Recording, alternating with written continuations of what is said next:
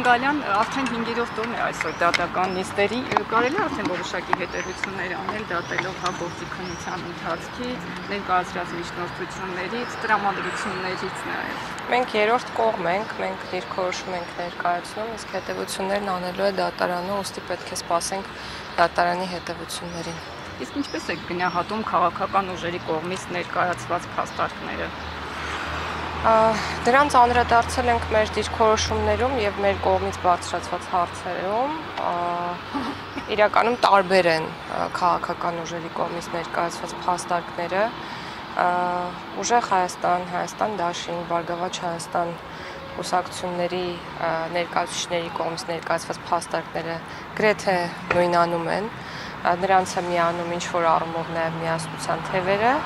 այն մյուս երկու ուժերի հետ կապված հանուն հանրապետության եւ դեմոկրատիա, օրենք, կարգապահություն կուսակցության ներկայացուցիչների փաստարկները բովանդակային առումով տարբերվում են իմ կողմից վերնշված մյուս ուժերի ներկայացրած փաստարկներից։ Ինչու եմ սա նշում, որովհետև կախված այդ փաստարկների բովանդակությունից մեր դիրքորոշումը դրանց մասով տարբեր է։ Օրինակ հանուն հանրապետության եւ դեմոկրատիա, օրենք եւ կարգապահություն կուսակցության ներկայացուցիչներն ասում են, որ ընտրակաշառք է եղել,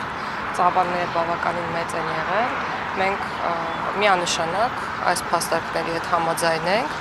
եւ միայն մի կետում իրենց հետ կարելի ասել համաձայն չենք, որ դրանք հանգեցրել են ընտրության արդյունքների անբավերության, այսինքն կարող էին հանգեցնել ընտրության արդյունքների անբավերության, մենք ասում ենք, որ անբավերության հանգեցնող հիմքեր առհասարակ որևէ մեկի կողմից ներկայացված փաստարկներում առկա չեն։ Այսքան կներեք մի այսպիսի հարց տամ։ Ընդունում եք, եթե հայտարարվում է, որ կաշառքով են ընտրության արդյունքները, հա, որը ինչ որ չափով եղել, ընդունում եք այդպիսի ընտրության արդյունքները։ Նախ ինչպիսի չափի մասին է խոսքը, դա շատ մեծ նշանակություն ունի։ Երկրորդ, մեր կարծիքն այն է, որ ընտրակաշառքի դեպքերը պետք է արձագանք ստանան իրավապահ մարմինների կողմից եւ մենք ականատեսնենք նրա, որ ստացել են կամ շարունակում են ստանալ եւ յուրաքանչյուր կոնկրետ գործով անցնող անձը, եթե նրա մեղքը հաստատվում է, պետք է արժանանա քրեական ամենախիստ պատասխանատվության եւ սա մեր դիրքորոշումն է։ Տիկին Գալյան, մեկ հարց է ու ավարտեմ։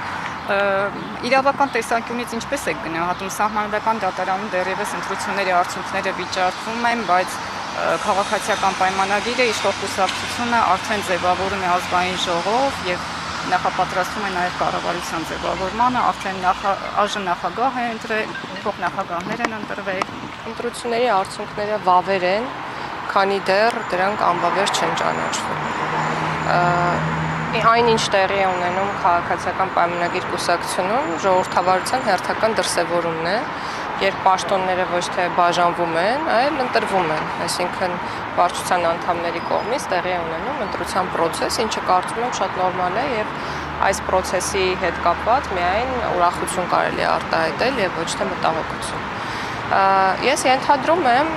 ավելի շուտ տեսել եմ մամուլի հրապարակումներից, որ այլ ուժեր եւս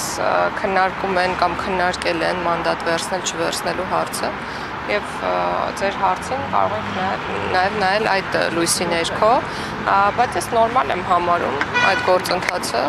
քաղաքական ուժերի կողմից նորմալ գործընթաց է, որը նորմալ է, որ տեղի է ունենում հերթական ընտրություններից հետո։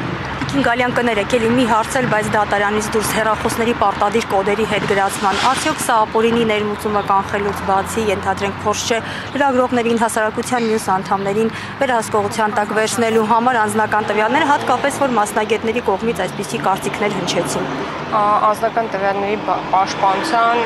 բարձր շեմ պետք է նախատեսվի բոլոր նման տիպ դեպքերի համար։ Եվ մենք հիմա աշխատում ենք անձնական տվյալների պաշտպանության նոր օրենսդրության մշակման շուրջ եւ կարծում եմ, որ ձեր բոլոր մտահոգությունները պետք է որ փարատվեն եւ պետք է վերադառնանք նախագծի նպատակին, նպատակը բացարձակ որևէ մեկին հսկողության ներքո առնելը չէ, այլ ուղղակի ապօրինի կամ ակսանենք ճանապարհով կամ ապօրին ճանապարհով հեռախոսների մուտքը դեպի Հայաստանի Հանրապետություն արգելելն է։ Եկեք չշեղվենք այն նախաձեռնության նպատակից, որը որ եղել է։ եւ երեք Տիկին Ժուլհակյանը հայտարարեց, որ ընդդիմադիրների հայցերը ՍԴ որևէ հեռանկար չունեն, դուք եւս կիսում եք այդ կարծիքը։ Միանշանակ է մեզ համար որ չունեն, բայց կրկնում եմ, դատարանը կորոշի։